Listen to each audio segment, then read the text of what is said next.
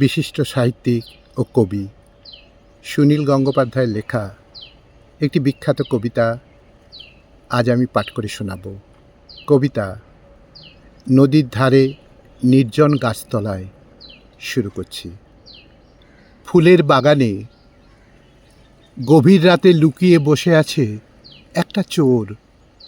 মৃদু জ্যোৎস্না, পাতলা অন্ধকার, ওড়াউড়ি করছে পেঁজা তুলোর মতো মেঘ।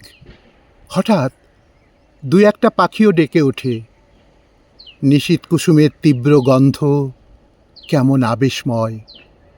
সেই গন্ধ কি ওকে সম্মোহিত করতে পারে না? চোর হলেই কি তার থাকবে না সৌন্দর্যবোধ? দিন দুপুরে একটা 7 বছরের বাচ্চা মেয়েকে ছিনিয়ে নিয়ে গেল একজন মুখোশধারী। ওরা মুখোশ পরেছে পড়ুক, কিন্তু অতটুকু বালিকার মুখের হাসি কি ওরা দেখেনি? গলা টিপে সেই হাসি মুছে দিতে গিয়ে ওদের বুক কাঁপবে না? তোমার হাতে তলোয়ার থাকলে তোমার শত্রুরও একটা তলোয়ার থাকবে। তারপর মুখোমুখি হবে লড়াই। এটাই তো মানুষের নিয়ম। যারা পেছন দিক থেকে আঘাত হানে, নিরস্তকে পুড়িয়ে মেরে অট্টহাসিতে হাওয়া কাঁপায়, তারা কি মানুষ?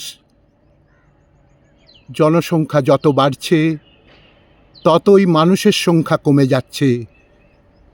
এসব কথা মনে এলে কোনো খাদ্যে আর স্বাদ থাকে না। সব সুরই মনে হয় বেসুরো। সব গাছ থেকে ঝরে যায় ফুল, শিকড়ে লাগে পোকা। নদীর ধারে নির্জন গাছতলায় এখন কি কেউ আপন মনে বাঁশি বাজায়? তার প্রতীক্ষায় বসে থাকি, তার প্রতীক্ষায় বসে থাকি।